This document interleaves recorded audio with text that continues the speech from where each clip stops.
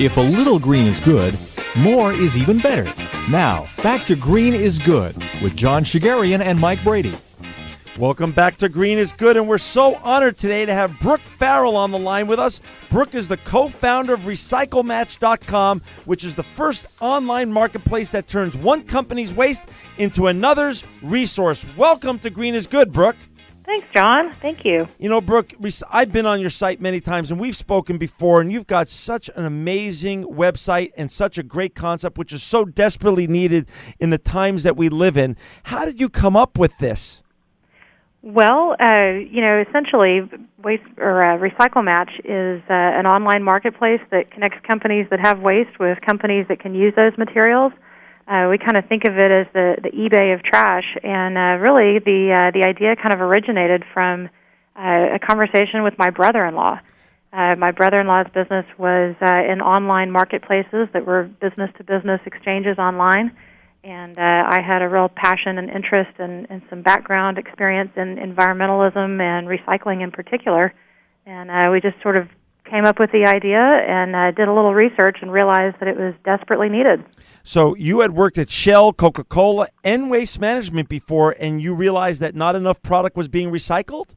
Those were actually clients of mine. Okay. My background is advertising and marketing. Gotcha. Which gave me a real opportunity to work with a lot of really great clients along the way that Gotcha. had different interesting businesses.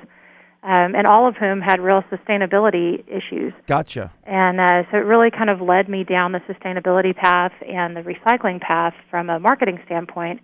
And working with Waste Management was a great opportunity because in the 8 years that I had them as a client, I learned more than I ever would have expected about materials, about landfills, about recycling, and what happens to the stuff that we all throw away.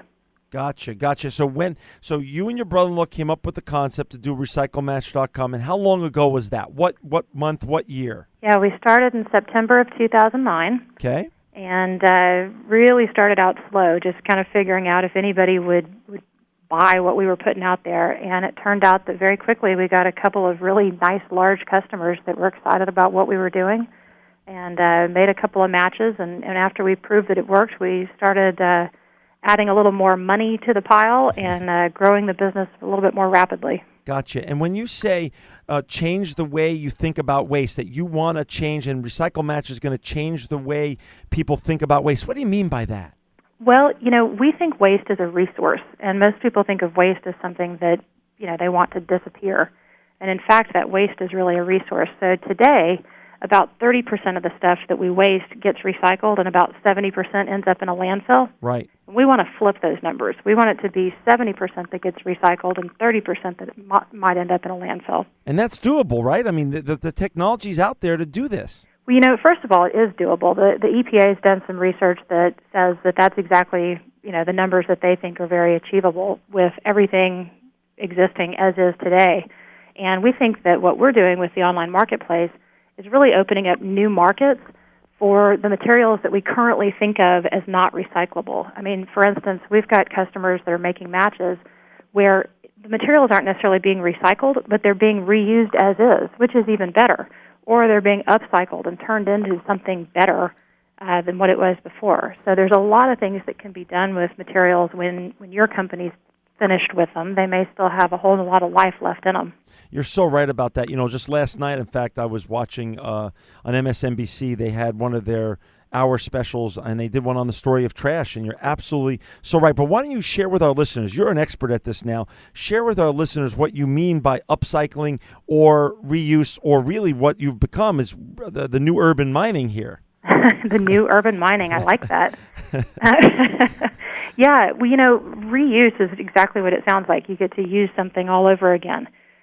We had a company that came to us. They had a large volume of foam sheets, the kind of things that you wrap things with. Okay. And they received all these foam sheets on their loading dock, but they didn't need them.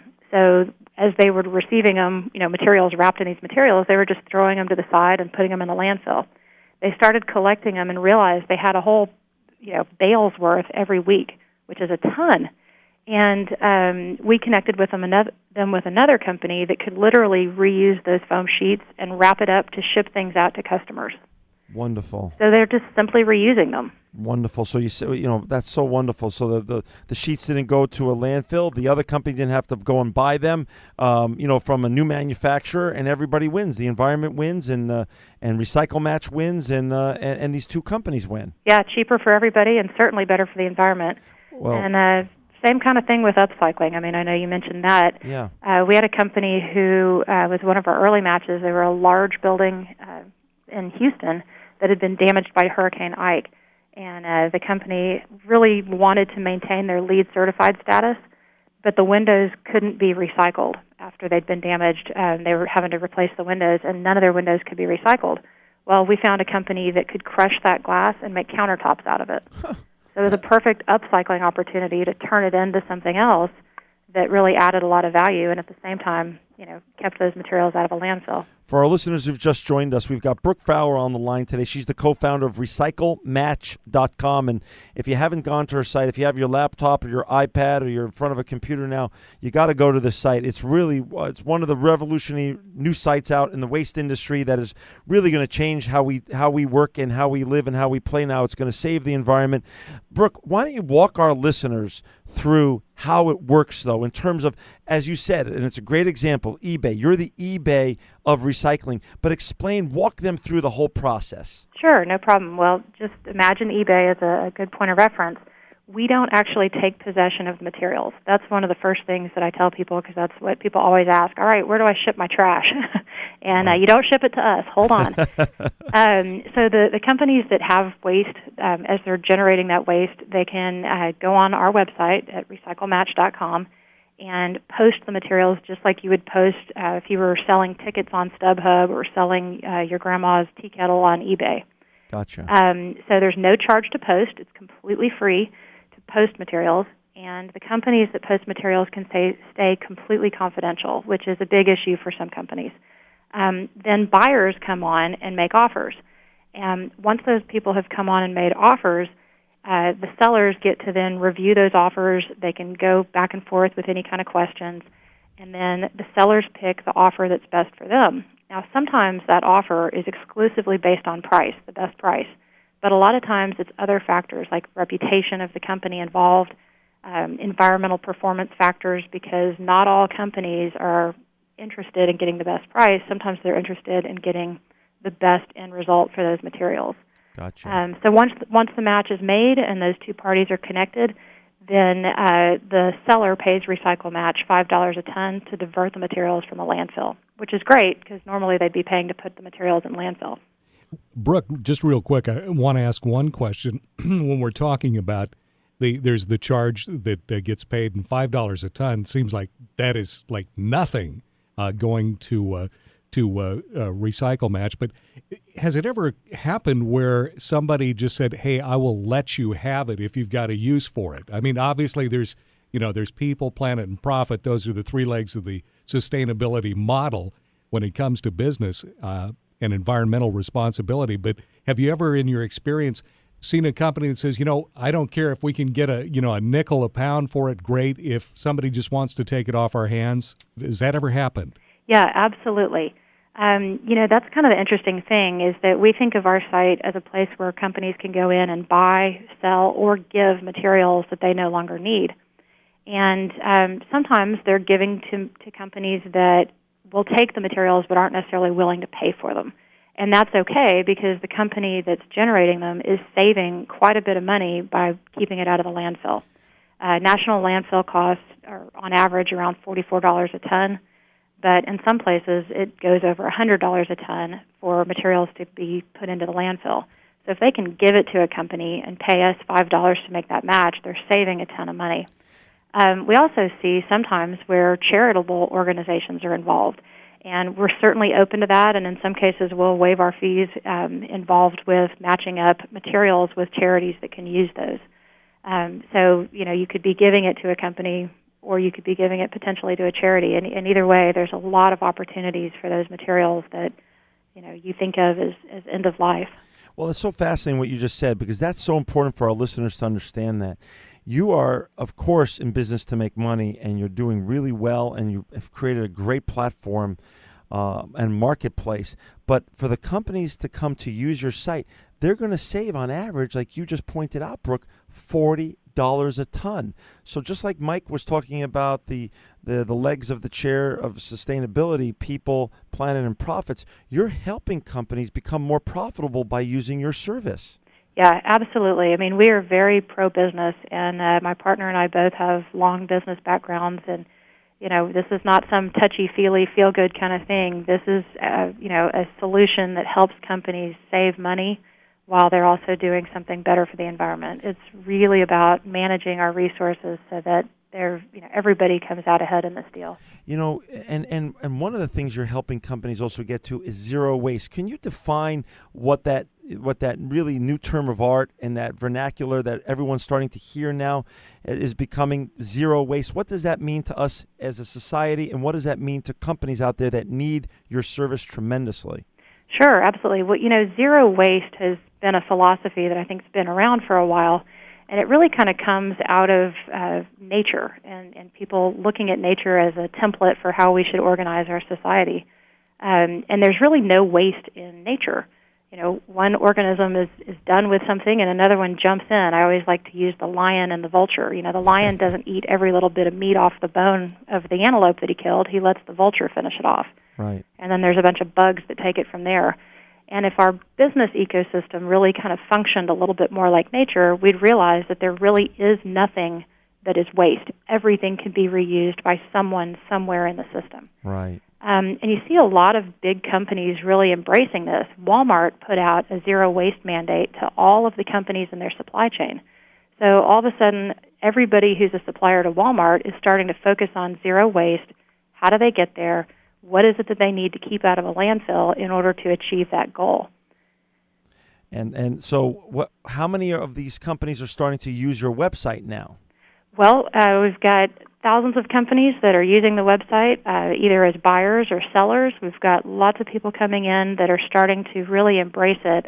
Some of our favorite things that we see are when companies come in and get rid of a material that they're no longer needing, and then all of a sudden it works, and they realize that there's 3-4 other things they have in their supply chain or in their manufacturing process that they'd like to go ahead and post. So we're starting to see repeat business and great success. So a lot of companies like to take bows for being green, but a lot really don't want people to know about it. So how anonymous is the process of using your platform and great website? Yeah, well, I think that's a great point. When the materials are still headed to the landfill, nobody wants to take credit for them. Great point. And in the whole process, companies stay completely confidential.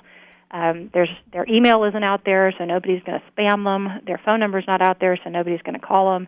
And the company name is not out there, so a reporter or somebody who's trying to do some digging wouldn't necessarily see that Company X is putting 90,000 pounds a week of something into a landfill. Once we make the match, we love when companies are interested in doing case studies with us and sharing their name. We want to see more and more of those coming out here in the next few months because, once they've made the match, that's when the chest pounding comes on. Yeah, and you mentioned, of course, great companies like Walmart who've been on our show, and they're just amazing. And when they make decisions and when they do things, the needle really moves. But really, Brooke, this is becoming part of the culture, the DNA of corporate America. Even though Walmart came out and announced that and helped push their suppliers in that direction, isn't it the case really that really most of corporate America needs to go towards zero waste, and part of their CSR program is really zero waste? Yeah, absolutely. I mean, Walmart I mentioned just because they have a huge supplier base, but Right. You also see companies like Procter & Gamble, General Motors. It's big everywhere. Zero waste is a real opportunity for companies in those supply chains to save money. It's a way for them to cut costs because once they start looking at that, what they're wasting, they realize that their procurement department bought that stuff 30 days ago, and now they're paying to put it in a landfill. Right. But it also has a big impact on the other side of the equation. Like you mentioned earlier, the companies that can now use those materials are also saving a lot of money, getting cheaper resources. And that's really where the environmental impact comes in, when we can actually reuse the materials we have instead of having to extract new ones from the environment. We're on the line here with Brooke Farrell, who is the co-founder of RecycleMatch.com. And if you haven't seen her site yet, please go look at it. It's a very important site that everyone out there can be using. Brooke, share with our listeners a little bit some of the wow numbers. How much waste are we really producing in this country, and how much of that could be recycled? What does that look like? Yeah, it's really kind of hard to get your head wrapped around this. And I've been to a couple of landfills, and I've stood on top of landfills, and it's just amazing how big they are. And when you think about it, one landfill is just a drop in the bucket. In the U.S. alone, each year we generate enough waste, when you combine the residential, the industrial, the commercial, to fill up enough trucks to go around the equator 600 times. So if you just kind of imagine a convoy of trucks wrapped around the equator 600 times, that's just the trash that's generated in the U.S. each year. Wow. The rest of the world is about 6 times that amount. So when you put it all together, that's just a huge worldwide waste of resources. Unbelievable. I was watching a special on plastic bottles, and they said we use 50 billion plastic bottles a year in the United States. Yep. And only about 10% of those are recycled. And out of the 10% that are recycled here in the United States, they're actually not coming from the United States. They're actually coming from other countries, unfortunately. And it's just amazing. So talk about a little bit the business side of what you're doing. You and your brother-in-law started this in late 09. How is it going? Because we have a lot of entrepreneurs out there. Besides a lot of chief sustainability officers that listen to our show, there's a lot of entrepreneurs out there that want to be the next Brooke Farrell, that want to start something that can really help society in the green space. How's it going as a business? And are you where you want to be? And what does next year look like? Yeah, we've really felt like we've done everything right. I mean, which is amazing because as a first-time entrepreneur, I thought, oh, what am I getting myself into? But we started off with kind of reasonable expectations and steps.